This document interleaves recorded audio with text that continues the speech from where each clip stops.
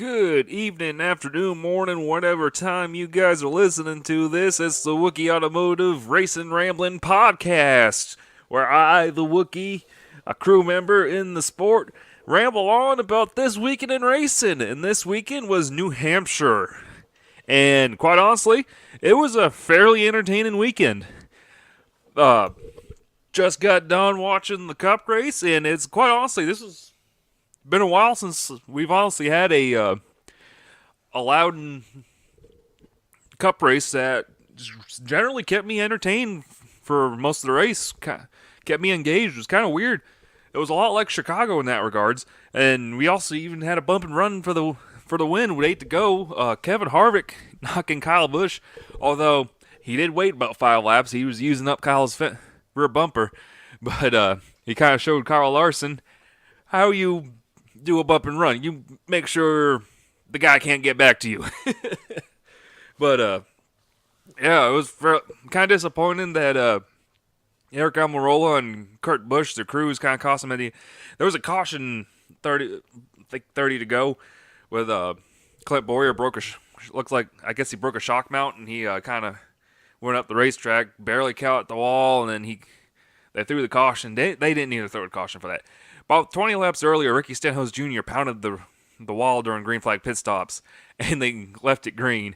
But I don't know. Just be consistent with your calls, especially when they're 20 laps apart in NASCAR. But yeah, looked like I saw someone call it the Stuart Haas B team, the 10 or the 41. Looked like one of them was going to win today, and unfortunately, their pit crews kind of lost him. The race today, we're all unfortunate. I was kind of hoping to see someone outside the big three win, but gonna have to wait another week. But yeah, fairly entertaining weekend. See, we did Loudon, New Hampshire this weekend. As I just said, Chad had a second career best finish, 21st with the 40 car. Definitely making gains with the new crew chief and Brian Keselowski. Had a really quietly good car. Had a little hiccup at the end, got into it with Garrett Smithley, but ended up still finished 21st, 1 lap down. A little bit of damage on the car. It's fixable. There's mostly body damage. But turn around and get it ready for Iowa. So after our run here at New Hampshire, hopefully we can repeat that at Iowa. We had a pretty halfway decent race going at Iowa until we got tired of about 50 to go. But anyways, that will go ahead and yeah, hopefully we have better luck this time.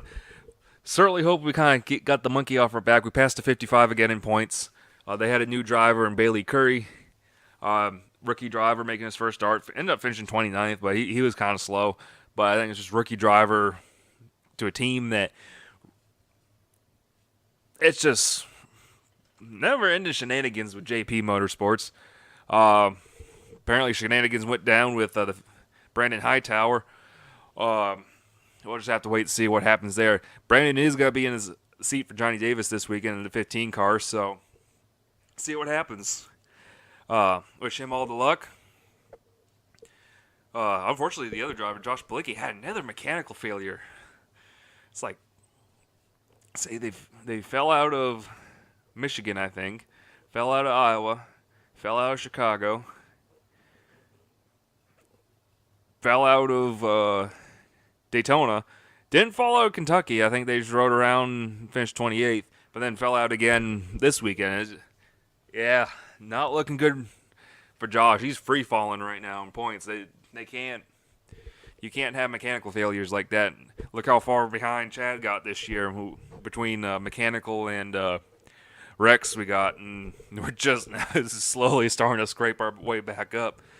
But anyways, yeah, let's talk about New Hampshire. The big debate this weekend is because for whatever reason we had to have a debate on Twitter about this. Is New Hampshire a short track? What's my opinion on that? Yes or no? I'm going to say no. I'm not going to call it a super speedway. I believe that is reserved for minimum of usually mile and a halves. Darlington, I would lump into kind of the intermediate style super speedways, just because it's a higher bank, it's pretty quick. But I think what we're missing here is that everyone's talking about short track or super speedway. I think, to me personally, New Hampshire and the other mile tracks. Dover's a little bit of a tricky one, but I'm gonna put it. It's a mile. I'm gonna put it with the other ones. The mile tracks exist in their own group. A lot of them are based off of old designs on horse racing tracks, long sweeping corners or long straightaways. Is a traditional horse track is a mile long, and but basically, yeah, New Hampshire, you'll have some similar racing to a short track where you roll the corners and stuff like that. Brian Keselowski had some really good posts on Twitter this weekend describing his personal feels. Basically, to me, I feel a short track would usually be a mile or less than a mile. 3/4 is definitely in shorter, so like Memphis and Richmond would definitely be short tracks to me. Iowa would be because it's a 7/8. It's not a full mile, but it races like a larger track. It's wide. It's got decently banked corners, and you don't really typically tear up a lot of stuff there. It races more like a Pikes Peak, or it races like a track that's bigger than what it actually is. So Iowa, I would definitely put in the mile category, and that's just the way that it races. Now, on the other hand, just on the other side of that spectrum, Gateway. I would not consider a Gateway or super speedway or intermediate type track, even though it's shaped very similar to Darlington, and it's got a very similar shape from above. But Gateway races like a short track. It's got very tight corners, and it honestly is very similar to New Hampshire and how New Hampshire races. And someone put it best, like New Hampshire races like a big Martinsville, and you could turn around and say the same about how Dover races like a big Bristol. That's just how those tracks are. It's just they're big versions of those smaller tracks. And to me personally, that's just me and my own crazy sitting here in the corner thinking to myself. In terms of ovals, you got 4 categories: your short tracks, 3/4 and smaller. Now you have your quarter-mile borough rings all the way up to your Richmond and Memphis's 3/4 tracks. Then you got your quote-unquote miles, which, yes, almost all of them are miles, but then you got just on either bookend, you got your Iowa and your Gateway, because, yeah, they're a little bit smaller, a little bit longer than the traditional mile, but they still race similar to other miles than that. They still race similar to the whole overall group. Like Iowa, I think is races like a slightly smaller Pikes Peak. It's a D shape like Pikes Peak. Pikes Peak was kind of wide and kind of had sweeping corners, and that's a track I really miss on the schedule is Pikes Peak. Too bad ISC made the current track owner sign a clause that they can't hold any national level events on the oval. That's just a damn shame that we're completely afraid that a track outside their umbrella, they get rid of their umbrella, is gonna do better than them. So hopefully we can get past that pretty soon, and we can go back there. We want to can IndyCar go back there, please? Colorado is really hurting, I think, for a major motorsports event other than Pikes Peak, because Pikes Peak is its own unique thing. It's the granddaddy of all hill climbs. But yeah, man, since Pikes Peak got sold, you haven't had any IndyCar. You haven't had Busch and Truck Series usually put on a pretty good show.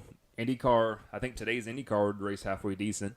Because I think it's a faster track than Phoenix.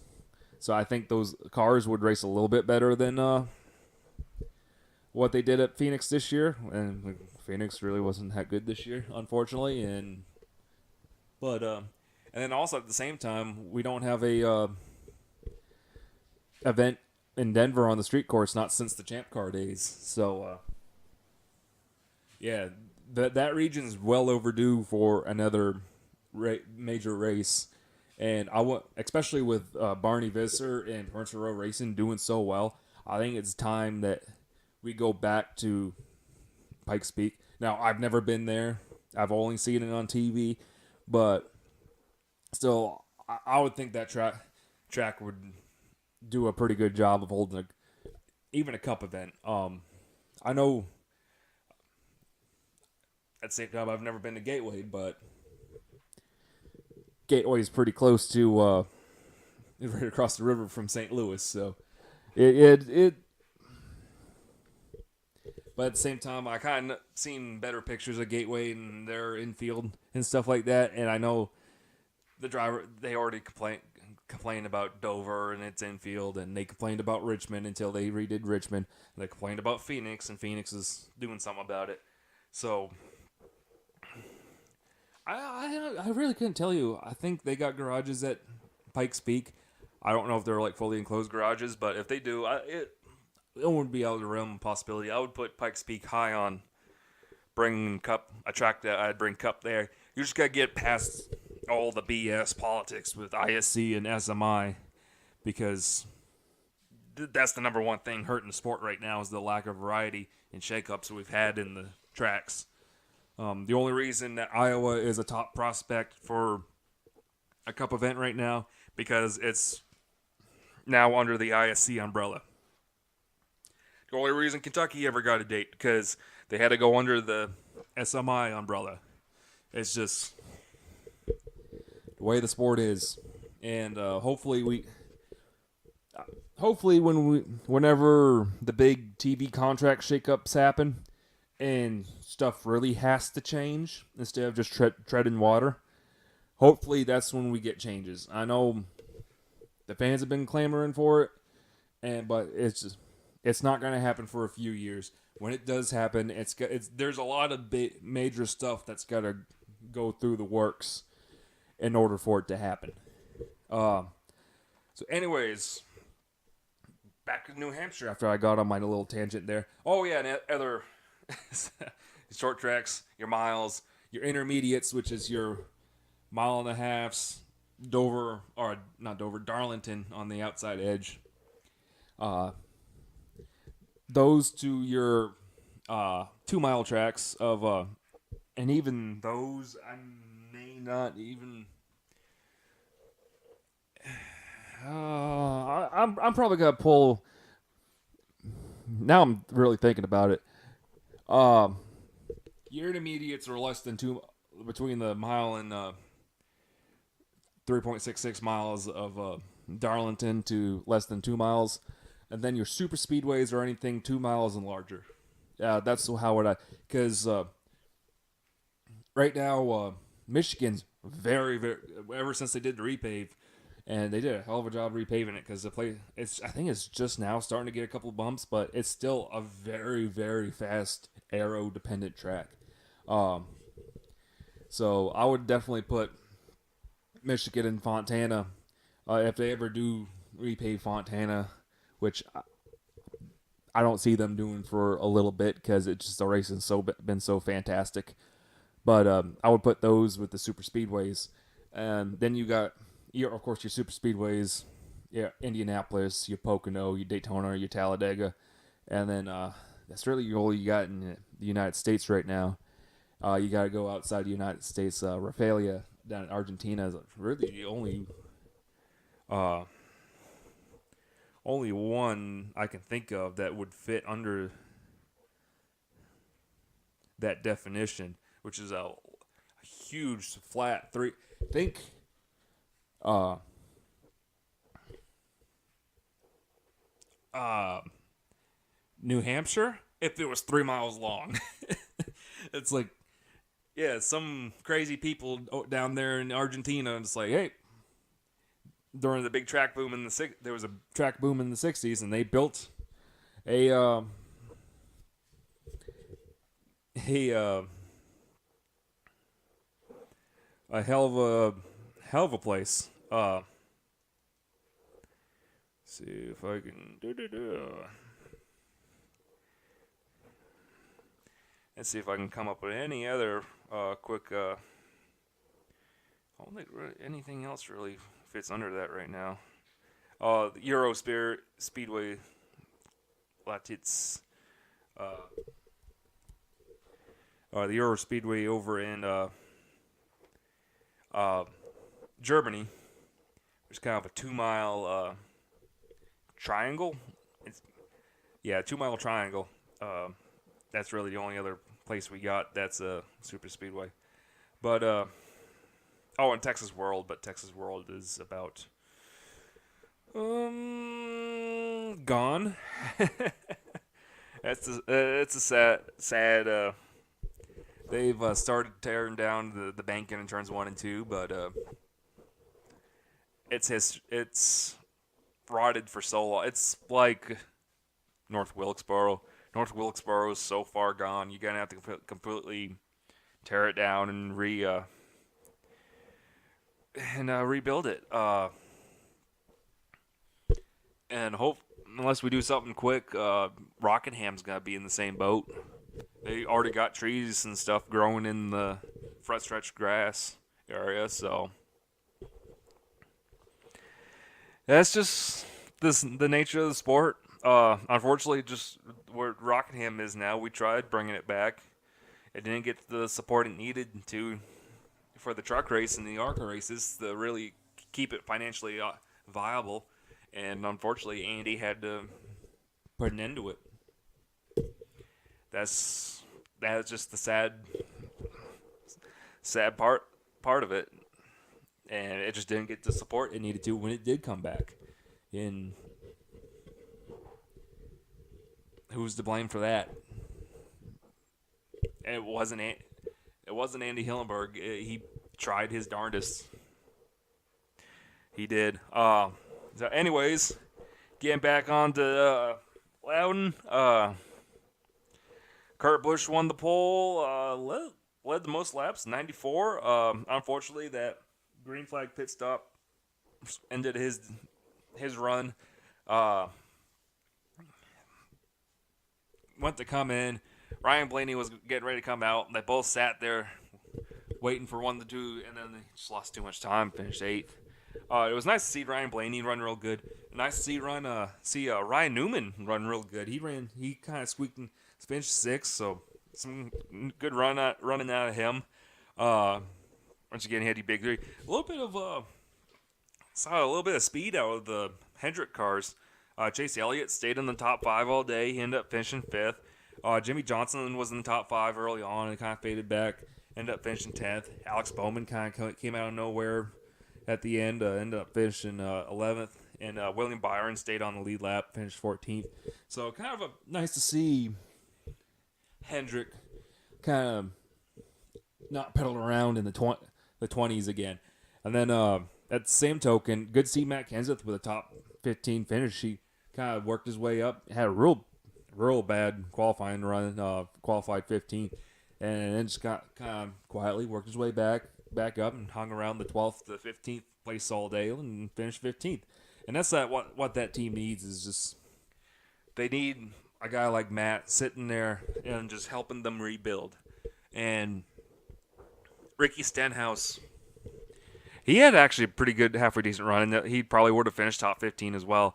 Then blew that tire during green flag pit stops and ended up finishing 30th. Practice, we had a couple scary wrecks. Landon Castle broke something in the front end of that car, and KO the right side, very, very hard, scary crash. Walked away. Team had to go to a backup, and then Michael McDowell cut a left rear tire, spun around, and hammered the left side of the car. Another really scary crash, but the two had to go to a backup car, and I finished 28th. But yeah, we had didn't have really any big wrecks, but it was kind of some little bit of single car stuff here and there. The start of the race was kind of argy-bargy. Lanny Castle wrecked lap 16, and then on that restart, AJ Allmendinger cut a tire down and backed it into the wall. And then it kind of he had a couple of debris cautions in these stages and stuff like that. But overall, everyone kind of stayed with each other, and I think the big difference is that they put PJ1 around the first and third lanes of the track, so you could really, and this has been probably the best example of the PJ1 actually working, because if you, a lot of people forget, they put in progressive banking about 10 years ago at New Hampshire, so there's 3 distinct lanes there, and basically, despite the rain, they were able to keep the second lane work great, and you had an option to either hug the white line or you can go right up the middle, and it was just fun to see the guys racing each other, and yeah, we had a really decent race. It was just really neat to see. Other storylines. Blake Jones made his series debut in the 23 BK car. A lot of news coming out of that. Now the bids have been starting to come in officially on paper to take over the team. Mike Beam, who's I guess he's the president now over at GMS. He used to be the operations crew chief and run Roush's Bush and truck operations, but he's in charge of GMS right now. And he put in a bid for like $1.8 million, or not million, $1 billion. I don't know. It was some stupid number, but basically he's the first bid to go on. I think that I'm gonna make a judgment call right here. It's probably gonna end up going to Jay Robinson and Joey Arrington. Those two, I think, are low. They've been kind of quiet about it, but those two are the two I see coming up, because Joey's got a history with BK. He's old. He's got a stake in it with the debt that Ron Devine has to him, and then Jay's worked with Joey a lot in the past, so they both know this charter system very well, and I see them. Although the Mike Beam GMS, that's a little bit of a wild card. And then other things that come out of the news from the courts is that Victor Obaika, of all people, has agreed to purchase some cars and equipment. Okay. Are we not forgetting the absolute implosion of that team last year? There's a fairly good expose out there on the internet about it. Yeah. That's Victor doesn't like to keep things maintained, or he doesn't like to pay to keep things maintained, and there's a lot of extra expenses in Cup Series that I don't see him sitting well with them, and I don't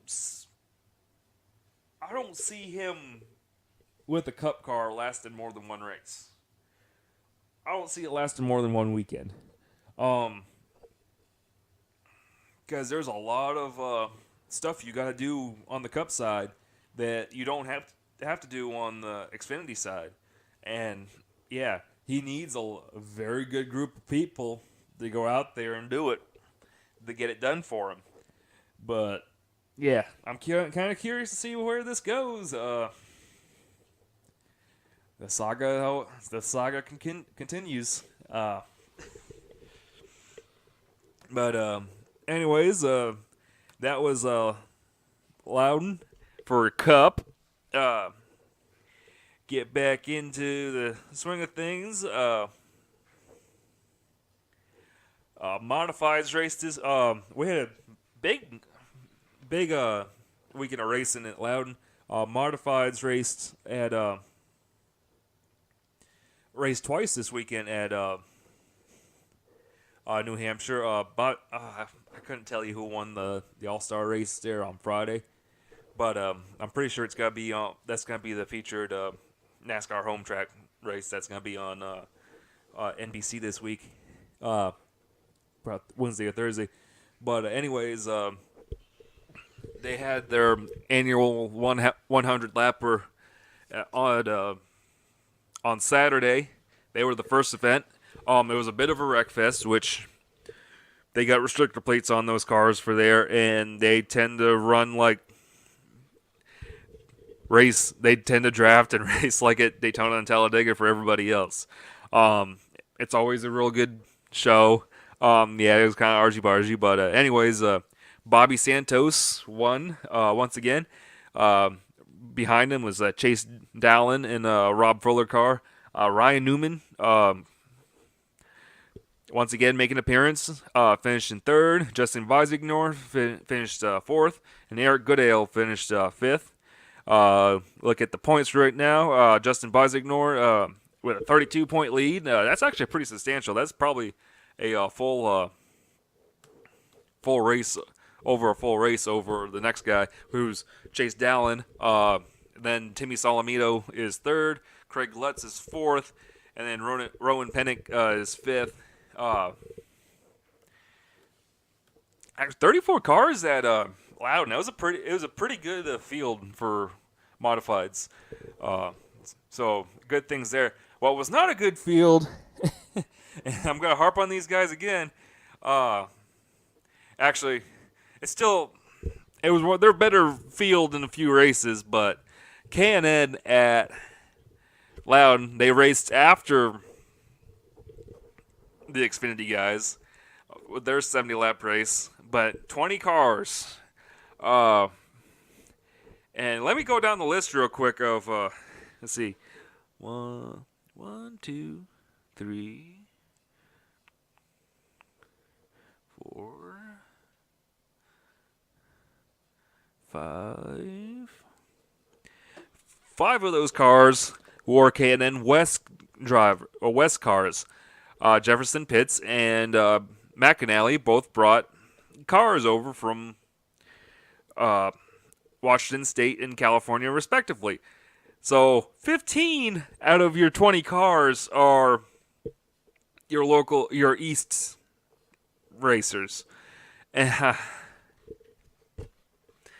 not good. Now we did have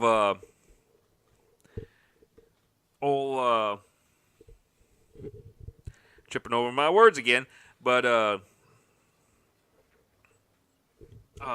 Next Gen Motorsports returned after a one-race hiatus. Abraham Calderon drove the 55. But, it's going to be kind of hard. Curious to see what the field The field's obviously going to look good at Iowa. But if they're going to struggle to pull 30 cars over there, yeah. And then after that, I think it's the Gateway combination event. And yeah, these next two are kind of, and curious to see how many go to those events, because I think the Patriot group is kind of closed up for right now as they rebuild post Jesse Ouija.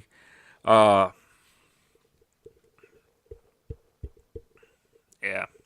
And then you did have some part-timers come out of the woodwork for the East Series. Brandon McReynolds running for Visconti. Actually, their second straight race. Going down the list. I believe I'm tripping over my thought process again. And then Trey Hutchins came back. He's been a part-timer for a few. His first race since Memphis. But anyways, Tyler Ankrum won once again. By far, he's running away with the championship with the DGR Crosley team. led every lap. Uh, Ankrum won. Harrison Burton finished second. Anthony Alfredo also for MDM finished third. Tyler Dipple in the other DGR car finished fourth, and Derek Cross was your best West Coast driver with fifth after starting on pole in the McAnally entry. Currently points, you got Tyler Ankrum with a 30-point lead, so that's like a two with the 13 car fields we've had for East this year. That's like over a two race deficit to second place. So Ankrum's definitely the favorite right now over his teammate Tyler Dipple, who I believe missed a race. Shows you how good. Yeah, he skipped the first two races.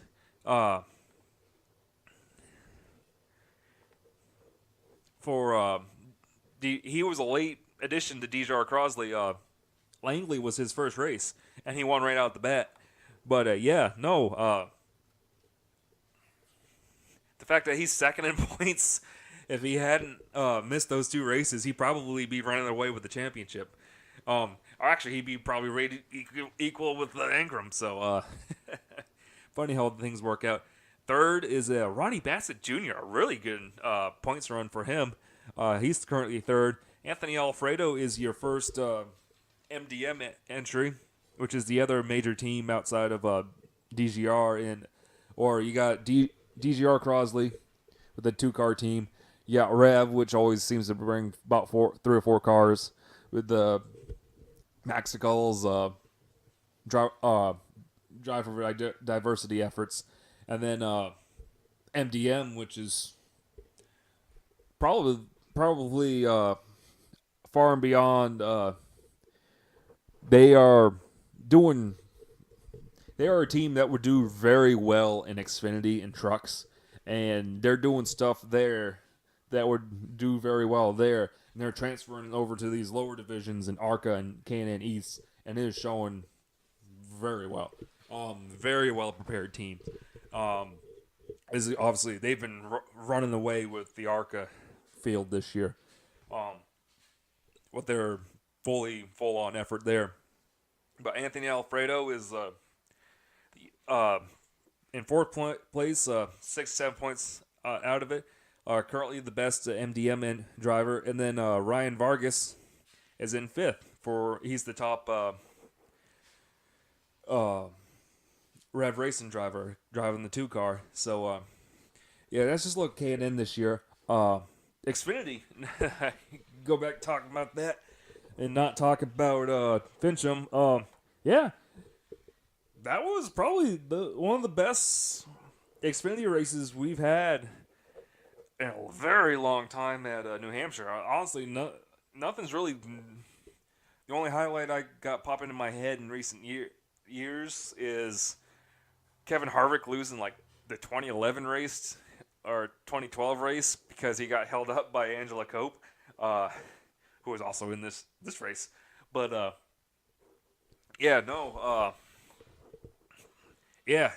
Christopher Bell won his 3rd race of the year. Now, Rick Allen called it David beats Goliath, which I see what he was trying to get. It was a regular in the Xfinity series, but no, he's driving for Gibbs. If he's not winning races, there's a problem, and we saw that last year with Matt Tifft. Once again, the Gibbs cars were the best 2 cars. Had 2 of them, Christopher Bell and Ryan Priest, both had very fast cars, but Bell led the most laps. Ended up holding off Brad Keselowski, who had to come from the back because he missed the driver's meeting. Keselowski got the lead and led a bunch of laps, and of course people tuned off. Race is over. Come on, guys. It's not over till it's over. We've seen that with Kyle Busch multiple times this year in the Xfinity Series. Charlotte and Michigan are the 2 key ones that come to mind. But, Bell comes out with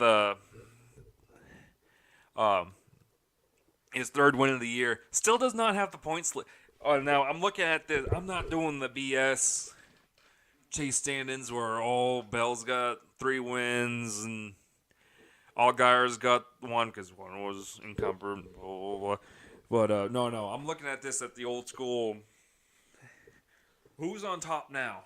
And he still doesn't have the points lead, but he's been really feast or famine this year, and it's just now taking him to get it routed in the right direction. Because remember he had that hard wreck at Bristol, and he's had a couple bad wrecks this year, and which was kind of explains his truck career too. But anyways, he's well on his way to winning the championship this year. I think he's with this win, he's kind of firmly putting his stake in his ground that he's doing what we expect him to do. He's in the 20 car. He's the top dog, or he's the next top prospect. He's where Eric Jones was 2 years ago in that 20 car. And I would be very disappointed if Christopher lost the championship due to Homestead championship race shenanigans, which what we saw with Eric Jones. Now, don't get me wrong. I love the fact that Daniel Suarez won that championship. I think Daniel was probably the more consistent of the two of them. Yeah, Eric won more races, but I think Daniel. It was very good for the sport to have a Mexican-born driver win the championship at that level. And then last year, William Byron. Byron was, he was a rookie, and it took him to about June to get his bearings. But he went on to win the championship. He won a lot of races, and guess what? He's in the Cup Series now. And I would not be surprised if Bell's in the Cup Series next year. Calling it now. There's an outside shot he might be in the 19 car. That's probably not going to happen. That's all dependent on Carlos Slim and the Telcel and Harris deal. Well, they're funding behind Daniel Suarez. And if Suarez, he's kind of running Midland, but he is good as long as he's got the Carlos Slim backing, and honestly, I don't see it leaving him anytime soon. Now, we've seen crazier stuff like how he got that right in the first place because of the sudden Carl Edwards retirement. But anyways, there's a rumor coming out right now that Levine Family Racing is looking at making a manufacturer switch. They've running Chevys. They switched to Chevys last year or the year before, or I think it was 2 years ago. They switched to Chevys and running some the hand-me-down Childress stuff and then hand-me-down notes. And then this year they got Casey Kane with the contract deal. They had Hendrick had Kane. They had to give him a ride, so took him over to Levine's, and they put some Hendrick engineers in charge of that deal, and they gave him some Hendrick cars and stuff like that. It's been about Levine's been running, but I honestly think now the rumor is that they're gonna do a satellite deal like Furchero does with Toyota and Gibbs. And honestly, I think if they do that, that would probably be the turning point for that team. I see it being a very good, especially because right now you got Toyota. It's the Gibbs camp. Everything's coming out of that camp. The Furchero's getting the cars from them, but Furchero sends them over to Colorado and works on them and does their own things with those cars and notes. And they've done really great things with them. They've far outrun their Gibbs counterparts many times.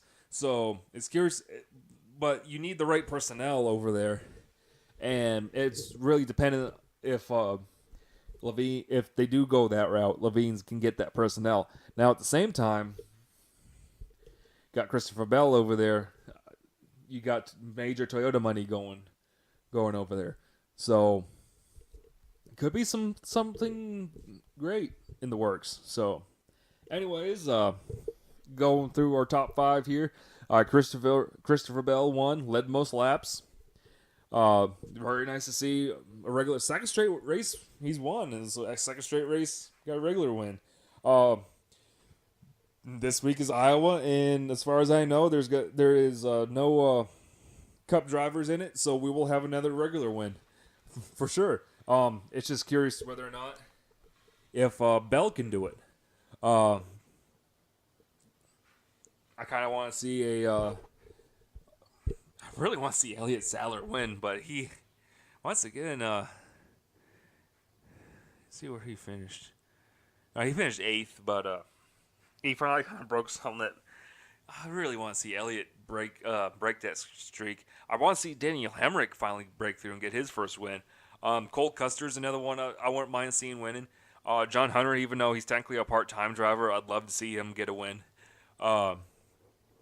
But anyways, Christopher Bell won over Brad Keselowski. David beats Goliath. It was also kind of cool seeing a Menards car in the Xfinity Series that a Brandon Jones or Brandon Jones or Paul Menard weren't driving. But I just thought it was neat seeing Brad Keselowski drive a Menards car. But anyways, Ryan Preece once again having the local sponsors sponsored that deal with Mizzy Construction and Falmouth Ready Mix. He finished 3rd, had a real fast car, top 3 car for sure. John Hunter was probably the best of the rest, finished 4th. Matt Tifft actually quietly got himself a 5th place finish, so good for him. Good for Matt. I think he's definitely done better this year since he's gone to Childress than he did it. I don't think Gibbs was a good fit for him, and honestly, I think Brandon Jones has done a little better job than Matt did at that 19 car. Let's finish out the top 10. See what we got. Brandon Jones finished 6th. Justin Allgaier finished 7th. He had to come back from the back. He got some damage on during a wreck, so he came back, had a nice comeback, finished 7th. Elliott Sadler, he led some laps early, ended up finishing 8th. Cole Custer quietly finished 9th. He's been fairly consistent this year. And Austin Dillon was, I honestly forgot Austin was in this field. Finished 10th. And then, kind of more highlights. Your Ryan Truex finished 13th. Kaz Growler finished 14th. Sieg finished 15th. Michael Annett finished 16th. Austin Cindric destroyed a car at the end there. I guess got into it with Truex, and Truex dumped him. God, oh man, that was a hard crash. That was right in front of our pits too. Jeremy Clements came back from hitting the barrels during green flag pit stops. Completely changed the complexion of the finish, but still finished 18th. Didn't really damage the car. So good for his finish on the lead lap too. So good for Jeremy. Johnny Sauter in the GMS car came back from a cut tire to finish 19th, one lap down. Tommy Joe Martins in BJ McLeod's car finished 20th, and Chad Fincham finished 21st. A very, very good run for him. Tyler Reddick cut a tire early, pounded the outside wall, ended up finishing 25th. Kind of a disappointing finish for that boy. He's kind of had a rough run the last few weeks. Angela Rook was slow all weekend. Or that's Angela Cope, for those that don't know.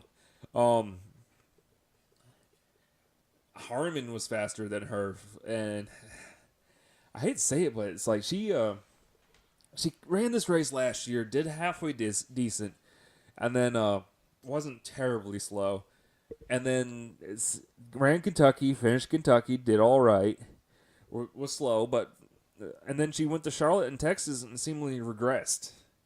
And, backed it into the wall twice in both events, and then finally NASCAR had to say, hey, go back and run another short track or go back and run trucks before you come back to an intermediate.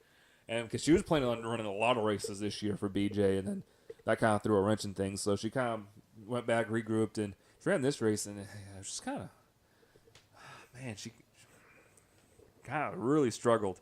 Yeah, it's almost like she's regressed as time's gone on. It's kind of strange to see a driver do that. We also had a debut in the series. Donald Feedage, I think is how you say that. He's a regular in the Canadian Tire series, or not Canadian Tire, it's Pinty's series. Still not used to saying that.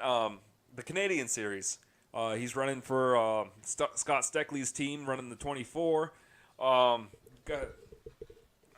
some big dealership groups on his cars. He was running for Mario Goslin in the 90 car. Josh Williams stepped out and actually crew chiefed it. Had a halfway decent looking car early, but then they had some mechanical problems, so he ended up finishing 33rd. Still finished, but see him in the come about and run. Now I wouldn't be surprised to see if start seeing him if he's already running loud for Mario. I wouldn't be surprised to see him run more. So keep your eyes, see if that cat runs more Xfinity Series for Mario. Speaking of which, I kind of noticed that Can-Am isn't on Alex LeBay's car the second straight week. I was wondering if that was just like a half-season deal on that deal. Really weird. They've been putting some last-second sponsorship deals on that car. So, yeah, I kind of didn't really hurt him. He should have had a better finish, but he made a green flag pit stop before that caution for Jeremy Clements came out. So, not really affecting his running right now, but it's just kind of curious to see that it looked kind of like when Michael McDowell ran that the 47 car for JTG, and they had lost the Clorox sponsorship, so they ended up scrounging together the sponsorship, and then Tom's Snacks sponsored for most of half the races, but as soon as Tom's was gone, he was stuck starting parking and bounced around a few rides before he ended up finishing the year. I believe Randy McDonald. But anyways, the Xfinity Series, yeah, New Hampshire and for Xfinity Cup, surprisingly entertaining. Best races we've seen for a while out of both divisions at this track. Which begs the question. Now we got the fall weekend. Now the title card is the modifieds with the 250 lapper. That's gonna be a really entertaining race. I really hope NBC covers that one in some shape or fashion, so we can really appreciate the true majesty of that event. It's probably not gonna happen. I believe all focus has got to be on Las Vegas, but yeah, really hoping we got a little bit of coverage bump instead of like the 45-minute highlight reel we get on Thursdays. And then also racing that weekend is the Pinty Series, making their first American stop, which, yeah, I think it's great. The Pinty Series is running Loudon. It's not a major trek for them. It's right over in Loudon. They've kind of lacked some larger ovals up there in Canada.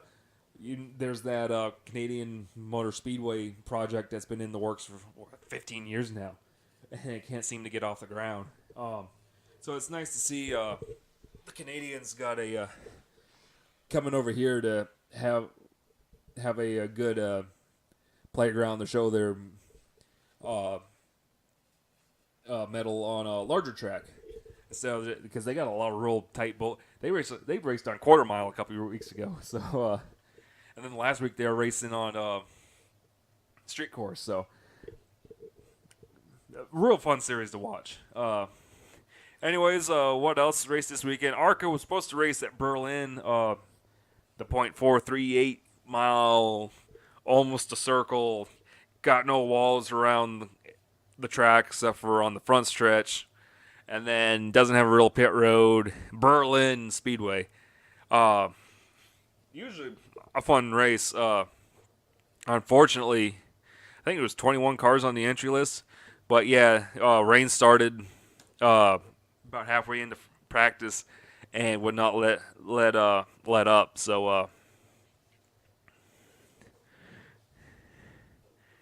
uh, yeah, that was kind of a disappointment. Can't. There's 22 cars, I believe.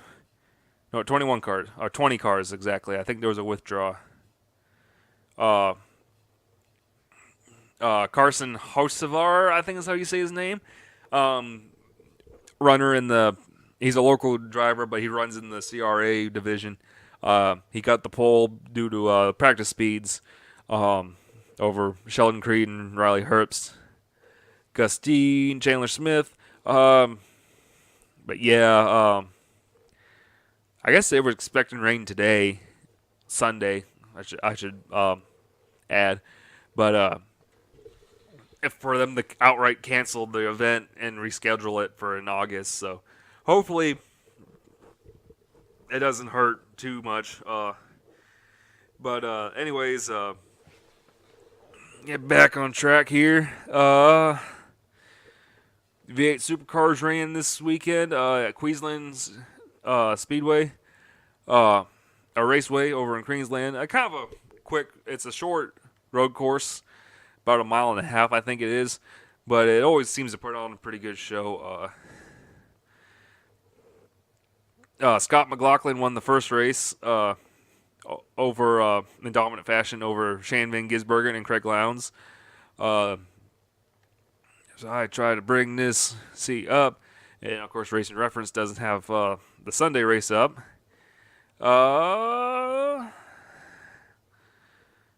And I'm going to sit here and stall until I can get to it. Yada, yada, yada, yada. Chip Mustard finished third. Walkinshaw drivers. Looks like Van Gisbergen won. Okay. Van Gisbergen won today's race. So, yeah. And the big news that kind of I seen come up is that that Super Utes development series they had that replaced the old V8 Utes series, which was the old Commodore Utes and Falcon Utes, which is best way to describe them, El Caminos, modern day El Caminos. That style of car is still popular down in Australia. Well, they just ended production of the rear-wheel drive Falcon and Commodore platforms, and then they went to. I don't think the Falcon ever got replaced, but the or is getting replaced. But the Commodore went to a front-wheel drive platform based off of the Opel Insignia, which we get over here in America as the Buick Regal, which is the new Regal. Beautiful, beautiful car. I'm also very happy that we get a Regal wagon again. That's a very, even though it's a very obvious, they did the Subaru Outback treatment of giving a little bit of a lift kit and some bigger tires and calling it the Tour X, but it's still a beautiful, beautiful car. I really want to drive one and just experience just the modern day GM wagon. I've heard real good things about newer Buicks. But anyways, back on track. Not back on scratch, back on track. Anyways, they replaced that old V8 Ute series, development series, with what they call Super Utes, which is mid-sized pickup trucks. Okay, that's a pretty good, cool deal. Doing four-door crew cab body styles, which is what sells, and down there, and diesel powertrains. So, yeah, that's pretty cool. And they got almost, yeah, they've lowered them a little bit, but if you look at the trucks on track, they got like almost stock ride heights. These things are tall. It's like, you look at them in pictures and you say, that's going to cause some problems. And we had two very spectacular crashes at Queensland. I think Queensland was like the first traditional road course those things have raced on. I think they've raced at Adelaide and I think Townsville, which are street courses. And yeah, they went were on a high-speed road course this weekend, and they had one cat. He blew a motor, oil got under the tires, and turned right into the gravel trap and hooked and dug in and went side over side in a very spectacular crash. Now, that was pretty critical. I was on Twitter and stuff, and I was like, hey, you guys got to lower those things. And I got called out by the guys down there. And like, we've already lowered them, blah, blah, blah. And then some people were also posting pictures of this Thailand Super Truck Series. They raced up in Thailand. It's the same trucks, but they got NASCAR. They take a stock truck and they lower it, and it's like got a proper ride height for racing. It's lowered, and it looks like a race truck. Not like what these Super Utes are. And I was like, yeah, these people, Taiwanese people have already figured it out. Why can't you guys figure it out? Well, the final race of the weekend, they had a vicious crash on the start. Someone got turned, hit in the left rear, barrel rolled, front tire went into the grandstands, vicious crash. And it's like, guys.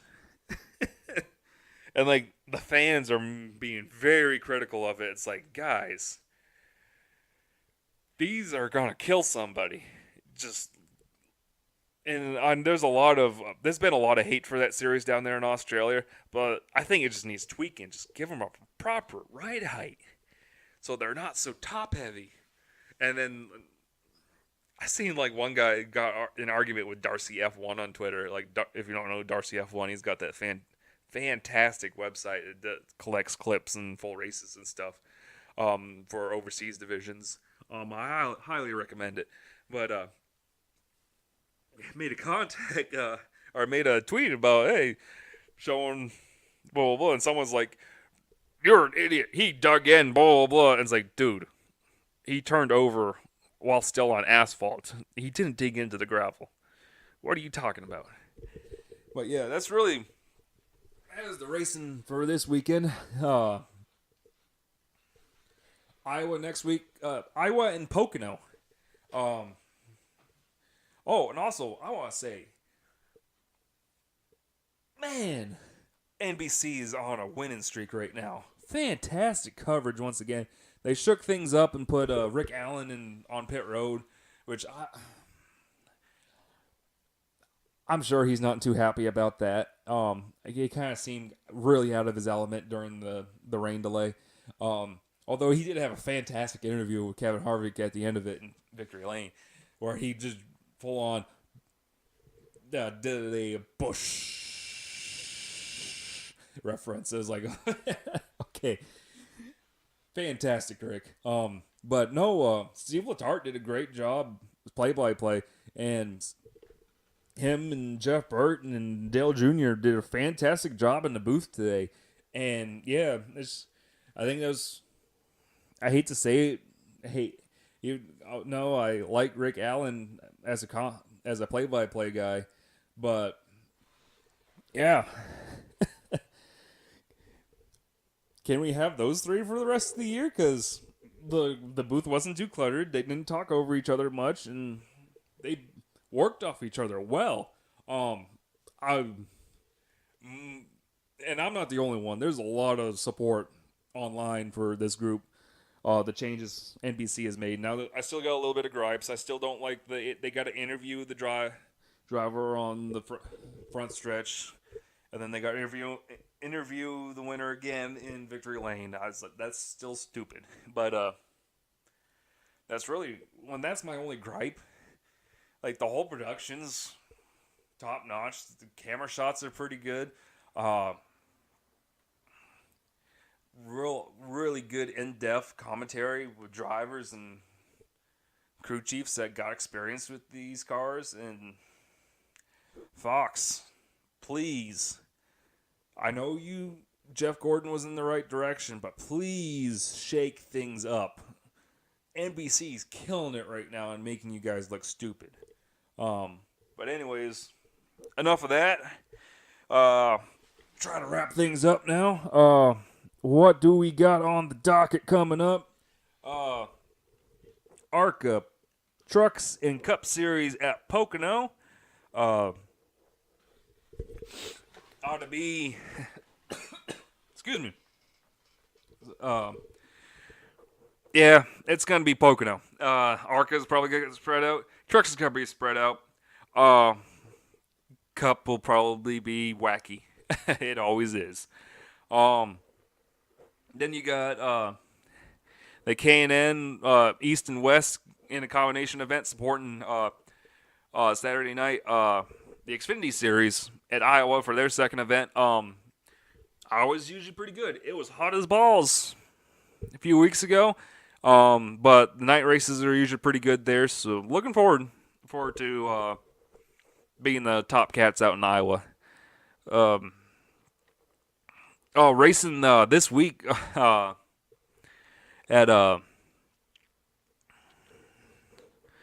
in Saskatoon.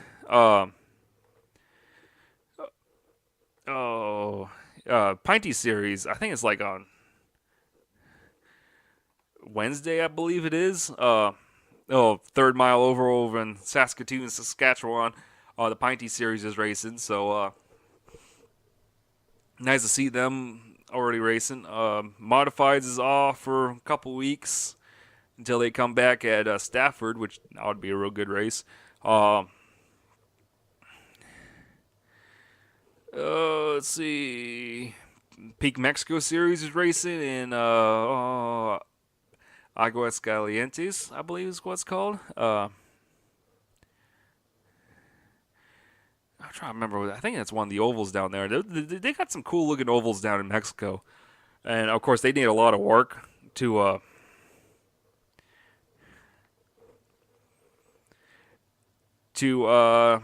bring them back. But oh yeah, that's that 7/8 mile.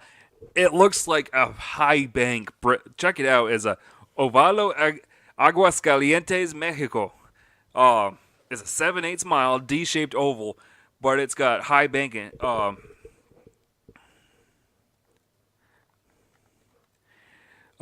is a fantastic looking. It looks like a fun racetrack. That's all I really gotta say about it.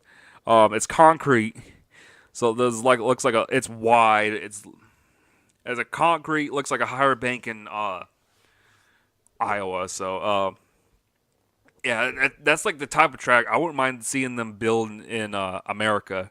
So yeah. Oh, an F1 race today, and that was a wacky wet race at Sebastian Vettel one.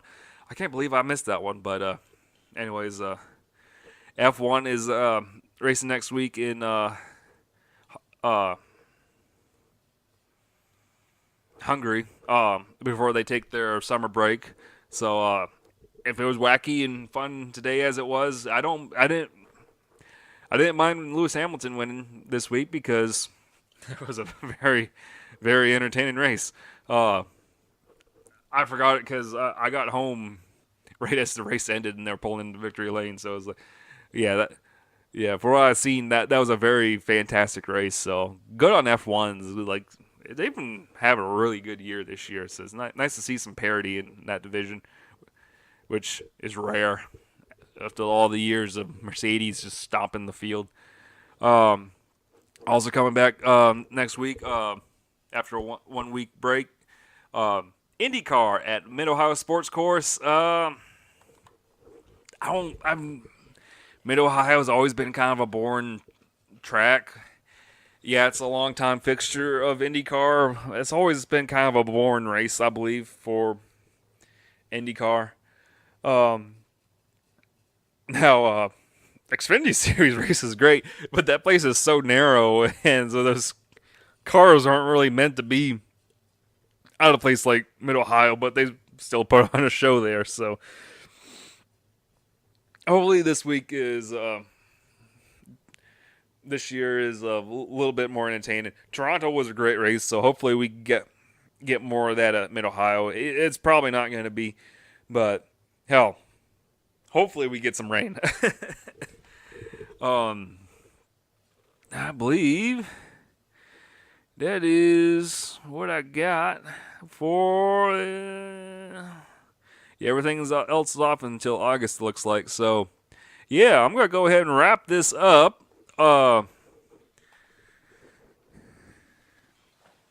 be sure to like and subscribe. If you're on iTunes, go ahead and give this a 5-star rating. That greatly helps this get spread out. Channel news. I had to re-record my podcast with NASCAR Nixon. He had audio problems with the first one, so re-recorded again this morning. So hopefully that's up this week. Really looking forward to it. But yeah, go ahead, check out Wookie Automotive on YouTube. Finally put out the Honda video this past week. It was a fun. That was a really good car. Honda's really knocked it out of the ball once again with their small cars, with their Civic. That's really what I feel is the top compact at the moment. Ford builds an all right car. They build some fun cars, but Honda is far and away. As someone who gets to play with rental cars a lot, the Honda Civic sits on the top of that category of the compact car. They've once again knocked it out of the park. Maybe this week I'll try to get the June vlog, the very late June vlog out. Also working on the next Wookie drives. I'm currently writing the script for it. And then, of course, hopefully either Monday night or Tuesday night will be podcast up. And then the cycle continues. But yeah, check out Wookie Automotive on YouTube for this my trash talking rambling on podcast. Also check the podcast is on Shout Engine and iTunes for all those with those services. Be sure to check them out. Also on the YouTube page, just stay tuned for more wacky racetrack vlogs / automotive shenanigans, whatever I put out this week.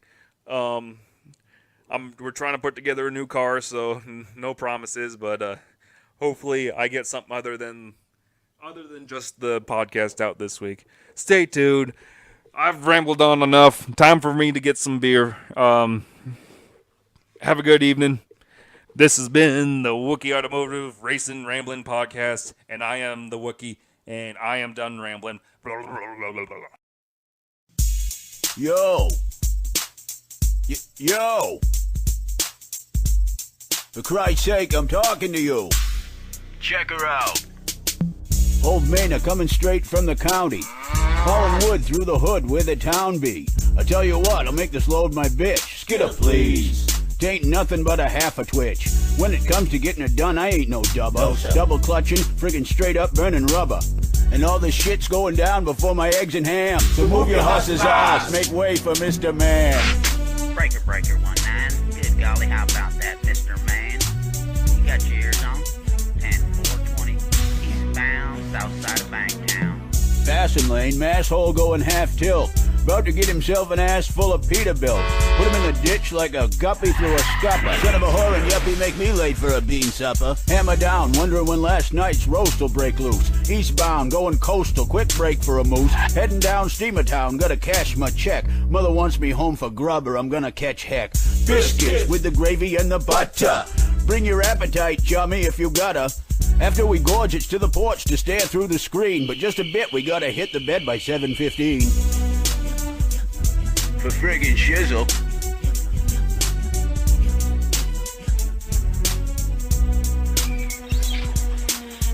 Down east there, buddy, let me tell you. Tourist season comes, you best forget about it, fella. Yes, sir. With all the friggin' license plates, all a different color, from states where apparently it's a lot friggin' duller. So they haul their rich fat asses up for the summer, and they tote along their tubes. It's a wicked friggin' bummer. How about the Beamer? I'd like to thump your uppity ass there, honey. Except the state'd even be broke without your sweet ass friggin' money. Word to mother. I hate these sons of bitches from away.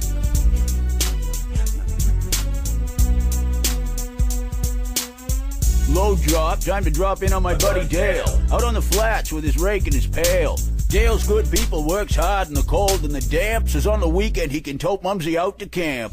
God love her, but you ought to see her broadside. This little heifer put the double in double wide. After she grazes, she gets the farts like you'd swear it's thundered. Swear to Christ, she dresses out about 700. Back in the dooryard, mother watched me as I drove up. Hop out the truck, all kinds of stove up. I like to take the time to get the gas tank filled, but the last thing I need is mama up in my grill. You see, I'm a rough, tough working dog, no doubt. I do some other friggin' damage when she lets me out. But there's just one thing that really ruffles my fur. I ain't never gonna be a tougher man than her. E to the B to the E-N. I'm up off this son of a whore.